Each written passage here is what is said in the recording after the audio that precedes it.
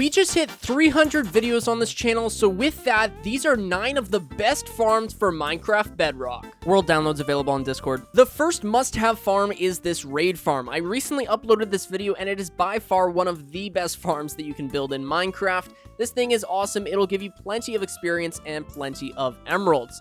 All you have to do is come down here and turn on the bad omen generator, and after doing that, climb up the scaffolding, and we're going to turn on this trident killer up here, so that way we can just chill up here and AFK and get plenty of experience and plenty of emeralds.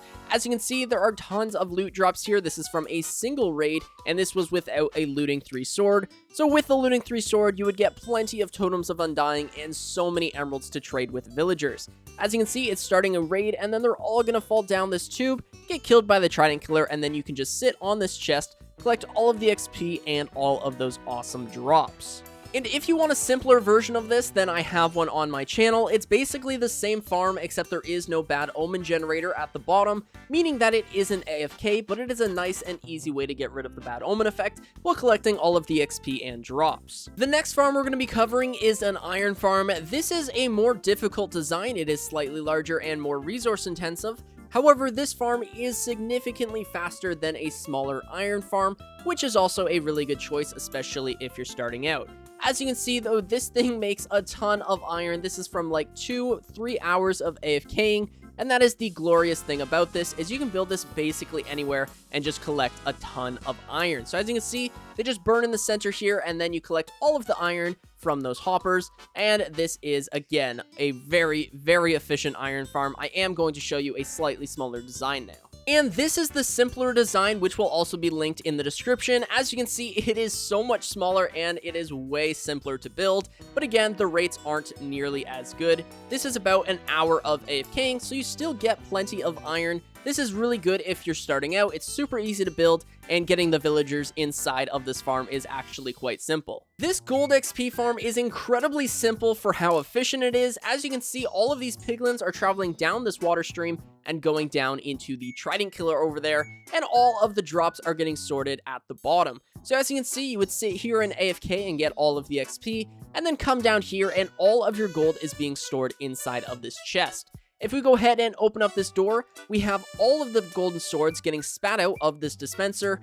That way we aren't filling up our chests with a bunch of golden swords. If you want to smelt them down, that would be super simple. All you would have to do is add in a furnace here, and then you would obviously smelt them down into nuggets and then collect those. However, I do like this system where you only collect the nuggets and the gold. It keeps the chest really clean, and it allows you to AFK for way, way longer. This mob XP farm is super awesome for getting a bunch of different drops. You get tons of gunpowder and bones, which are super useful. And of course, you get all of these awesome things like carrots and potatoes and a bunch of tools that you're going to end up throwing away.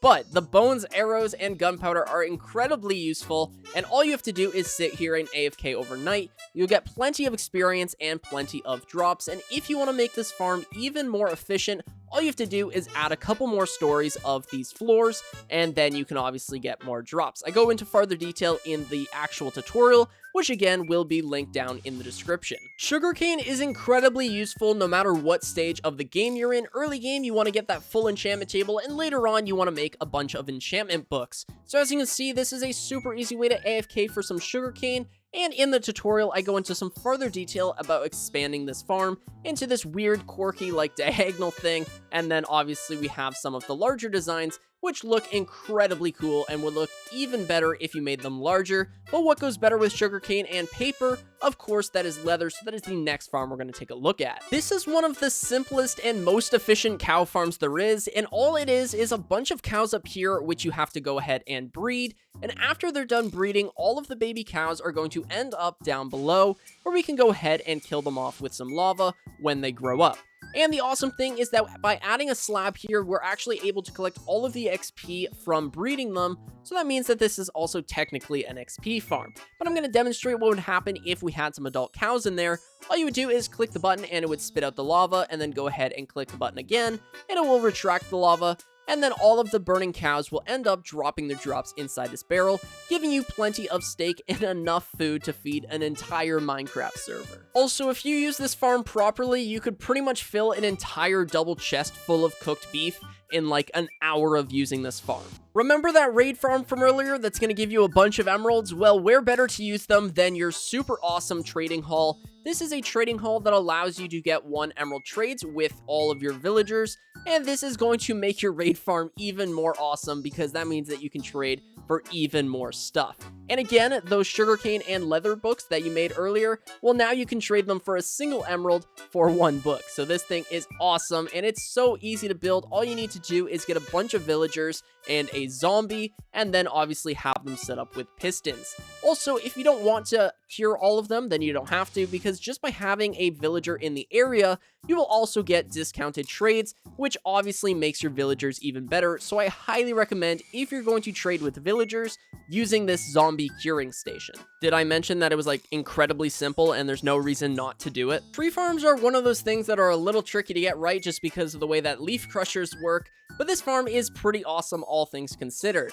All you do is turn on your bone meal generator and then set down your tree, and then all you have to do is sit here and wait while holding down the place block button. These trees are then going to grow and get pushed across, allowing you to place down another tree. Some of them do take a little longer, like this one, which is going to take a ton of bone meal to grow, but after it gets pushed across, it usually goes quite quickly. And as you can see, it just got pushed across, and now we're in a bit of a rhythm. Now, this thing is awesome because it is going to shoot the saplings back at you from these hoppers, and then all of these leaf crushers are going to go off, which is how we get the saplings.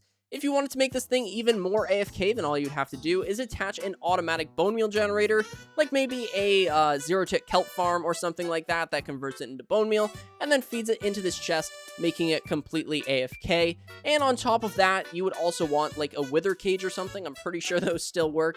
But yeah, so then that would destroy all of the logs and you would get them in a chest. Now that is super hardcore, but yeah, if you wanted to do that, you definitely could. Also, I feel like now's a good time that when I originally made this video, I said that there was a 100% drop rate for saplings. That is not true. It is still a good drop rate, and that is 64%. So for every tree, there is a 64% chance of a sapling dropping. And this was actually brought to my attention in a comment that kind of made me forget that I just learned that type of math, which is permutations, and it's a whole thing I'm not going to get into. But essentially, yeah, there's a 64% chance of you getting your sapling and not a 100% chance, but it is still good nonetheless. All right, the last farm we're going to be covering is this AFK Lava Farm. It is one of the farms I am the most proud of, and that's just because of how involved the redstone is and all the timing and whatnot. But it works incredibly well. All of the lava buckets end up inside of this chest down here. What you do is you stand inside of the hopper and hold down the place block button, and then you're going to collect all the lava buckets, which are then going to get shot out into this hopper.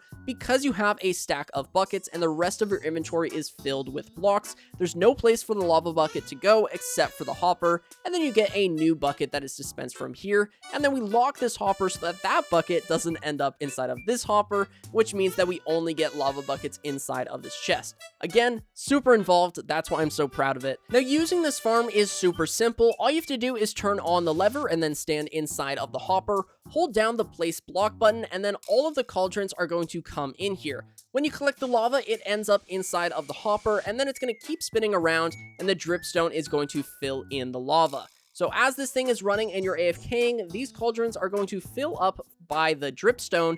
If we go ahead and take a look inside of this chest, you're going to see that we have absolutely no buckets. We have 16 buckets in our inventory, and we have more lava than we did before. So this farm works super well, and it is, again, one of my favorite farms I've ever built. Alright, that is going to do it for today's video. Hopefully you guys enjoyed this one. If you did, then be sure to subscribe and leave a like. This video was really awesome to make. I had a lot of fun just looking back at some of the farms I built in the past, and hopefully you guys enjoyed it too or found some use in it. So my name is 1UpMC, and I will catch you guys in the next one. Also, all of the tutorials will be linked in the description if you want to go and follow that. And also, there will be a Discord link in the description with all of the world downloads on there. And it's also a great community, so hopefully you guys enjoy it there as well. A huge thank you to our channel members for supporting the channel, and I'll catch you guys in the next one.